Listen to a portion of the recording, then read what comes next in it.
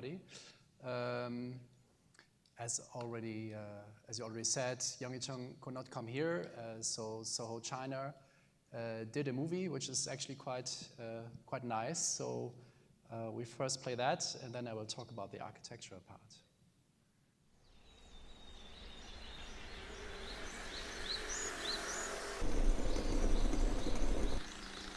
Located in the heart of inner city's bustling Xintiandi area, SOHO Fuxing Plaza wakes up every morning amidst vibrant city lives.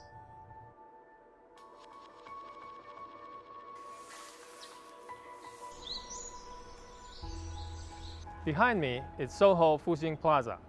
It's developed by SOHO China. We are the leading office building developer in China. This project is one of the most successful urban development we've done in Shanghai in the past 10 years. Story began from 8 years ago when SOHO China acquired this property from another developer. The location could not be better, but it's not something started from scratch. The previous design has already been completed and approved by local authority. The foundation slab construction was halfway done. At this stage of the game, we could have kept most of the original design and built it to avoid substantial delay. However, our company didn't take this easy route. Instead, we organized a short competition and selected GMP's design.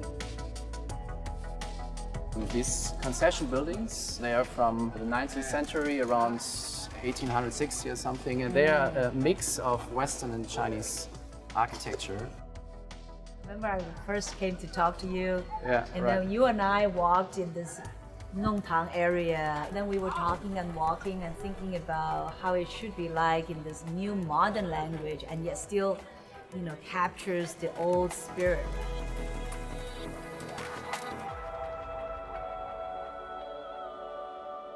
The design creativity continued from outside in. The interior design by AIM Architecture has given the project another level of unforgettable experiences. We always promote sustainable design and construction in our projects. In 2014, SOHO Fuxing Plaza was our first project that obtained LEED Gold certificate.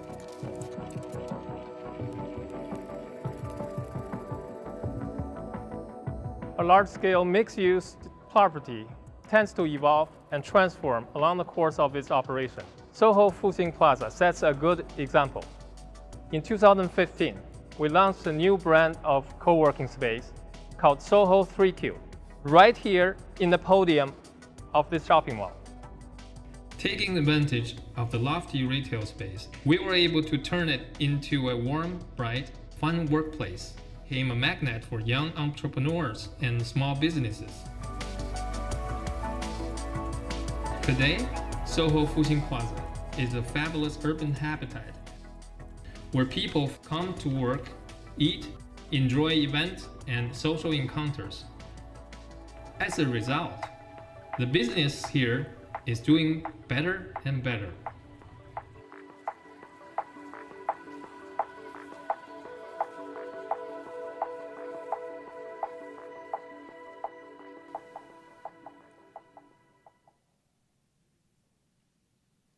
So this was Young Yicheng from SOHO China, and I also, from this point, I want to thank SOHO China.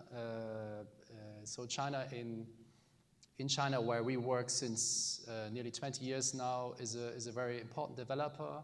SOHO China brought architecture as a value to the market. They work together with a lot of famous architects, Riken Yamamoto, and Zaha Hadid and others, and they really kind of challenge also the architect, but they also give a lot of space and opportunities. And we did 3 projects with them.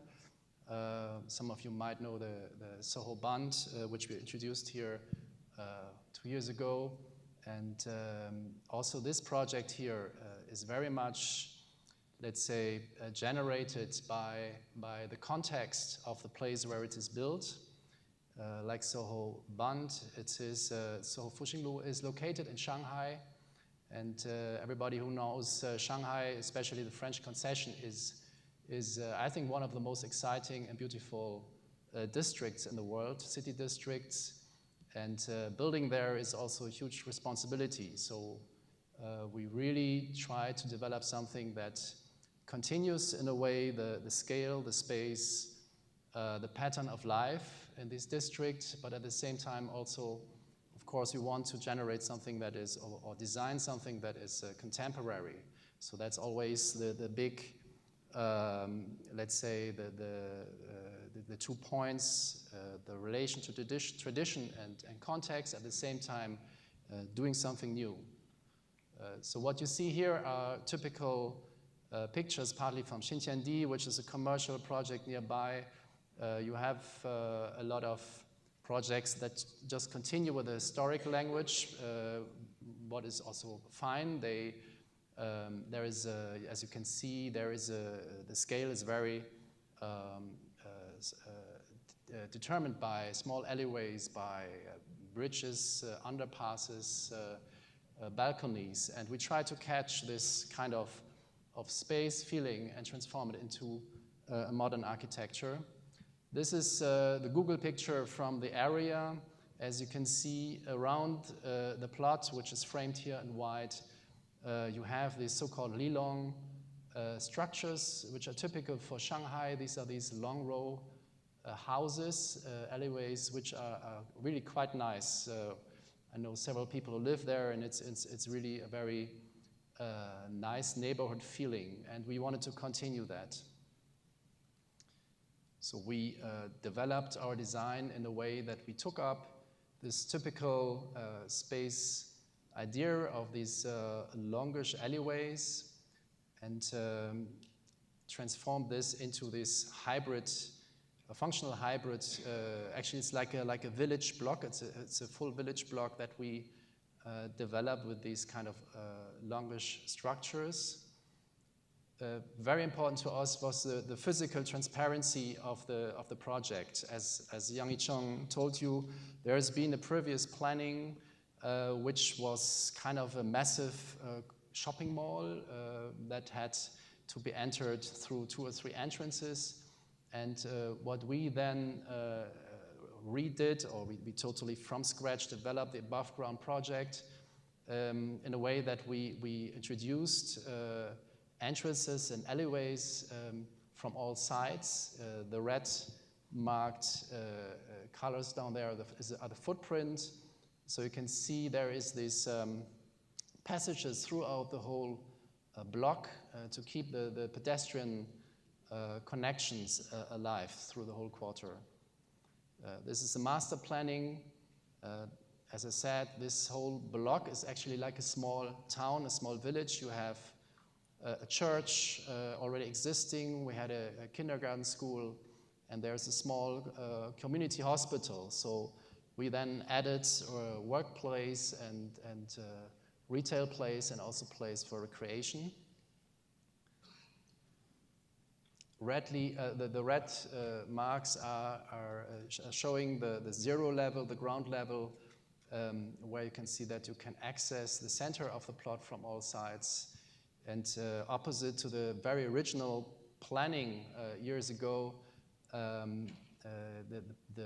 whole plot is physical transparent, but it's also connected above ground by bridges and underground by a 2-story commercial mall, which is connected to a subway, which is of course very important for the success and also for the, let's say, the connection of this plot to the city.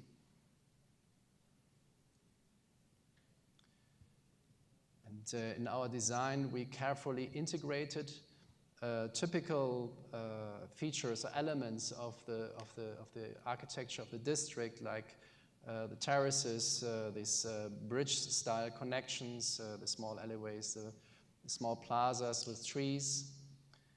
This is a picture from the Madonglu on the west side where you can see between the buildings, you can go through, and above there is then a bridge connection. And this theme of the connection above and below continues throughout the whole project. So all the buildings are connected, but you still can just go through the project. And also the, let's say the whole massing of the development is broken down or divided into smaller parts. Again, the reference, this picture on the left is the opposite facade or the opposite street front. So we try really to keep the scale of the district and integrate ourselves. This is the view, same view, but to the north, which I think shows very well that we work and we use architectural images or forms that reminds people of the classical shape of a house and also the scale of the environment, but we transform it into something modern. And there is also on purpose some points where we really go further and develop something that is more abstract. And also by developing a facade that kind of is consistent throughout the whole project, we create something that is clearly recognizable as a large entity.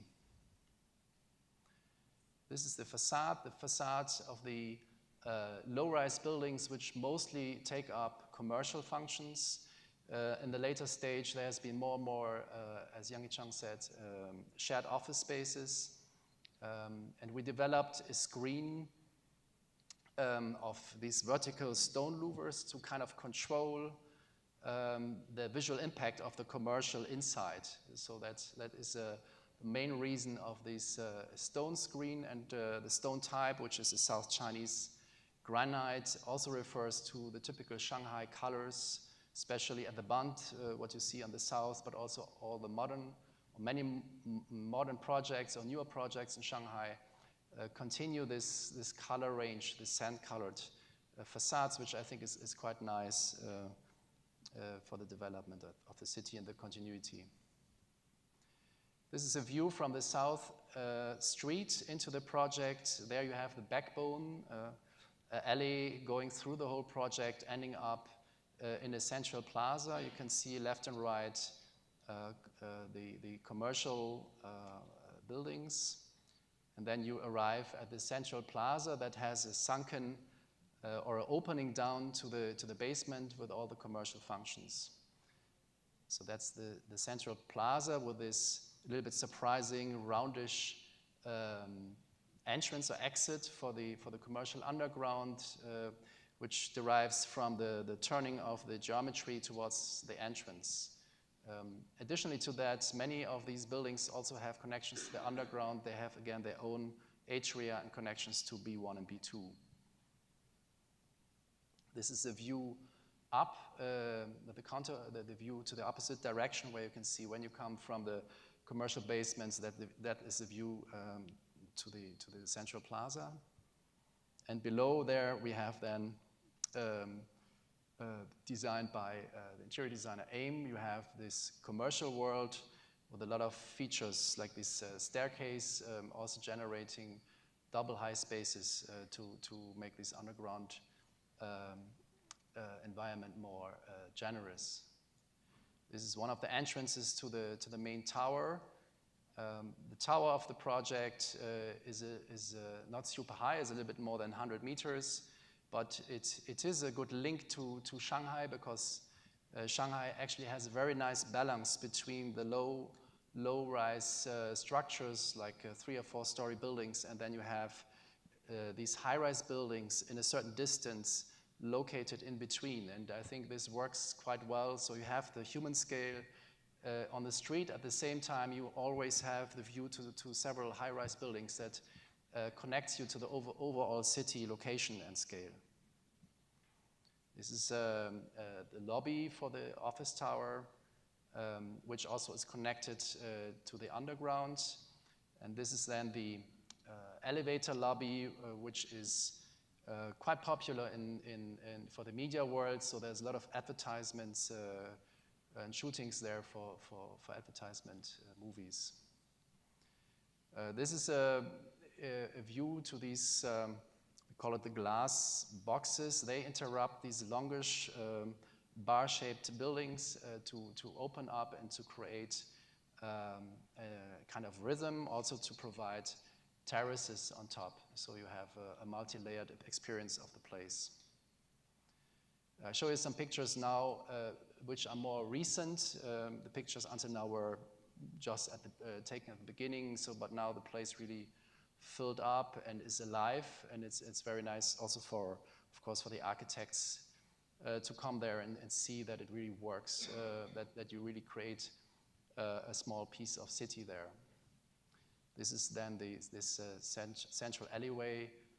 The restaurants start to have their furniture outside, so it's quite vibrant at the evening. The illumination also kind of supports this rhythm, so we have these vertical glass volumes that can be advertisement, but also like it is now, it's a kind of light installation. The facade concept for the commercial building is that we have these 1 or 2 story glass facades, a maximum sized glass windows to create transparency, to create commercial frontage, and to open up for the pedestrians and to allow a view to the inside. On the right side, you can again see one of these sort of passages under the bridge. And always under this bridge, to the left and right, you can again enter the inner world of these commercial buildings. This is more like an elevational view. This facade screen has an illumination. So at nighttime, you have this very fine, louver-like skin that is, or curtain that is covering these buildings. We did the light design together with the Concept Licht from Germany. So they are also always very good to have in the team for the lighting. This is just about this screen. We try to implement Chinese elements and tradition in a very subtle way into the project, so we don't have any ornament or direct, let's say, hints. But I show some things that not everybody sees immediately or knows, but it's maybe good to explain why things looks like they are. So the topic of the screen I already described, mostly really to control the commercial, the advertisement, the visual, for a big commercial complex like this can, in China especially, get out of control very easily, especially with the advertisement. So, for example, the stone gaps are kind of designed or has a pattern that reminds of bamboo. This is just how we generate it. It's nothing that you actually need to know, but I just show how things, where the ideas came from. Also, the client wanted to have this verticalness and explicitly also remind or suggested that it should refer to bamboo. Shanghai is not far away from Anhui or Hangzhou, and the bamboo is a typical plant of that area. This is an upshot of the office tower, where the facade is in family with the overall project, but it's not the same. So it's clearly recognizable that it's part of the complex, but it has its own character. We have a very three-dimensional facade where we integrated the opening sashes into the recessed part of the facade. So if people open the windows in summertime, it doesn't really interfere too much with the overall appearance of the tower. This is a picture showing that we really try to have a consistency in the design, so also details of the project continue. The iconic image of these roof shapes, for example, the door handles and so on, also part of the signage, is continuing this image. Yeah, the project, just some numbers, all in all is a little bit more than 130,000 square meters. above ground 71,000 square meters. And yeah, we think it really is a project that blends in, that really tries to take up the existing scale and doesn't destroy this urban fabric, but at the same time also is clearly something new. And that's also why a lot of young people go there. There's a lot of startup companies also in this shared office space. So the whole environment is quite young and hip in that area. So yes, I think this is most of what I want to say about the project. And again, I want to thank CTBUH to have the possibility to show the project here and to be part of this. Thank you.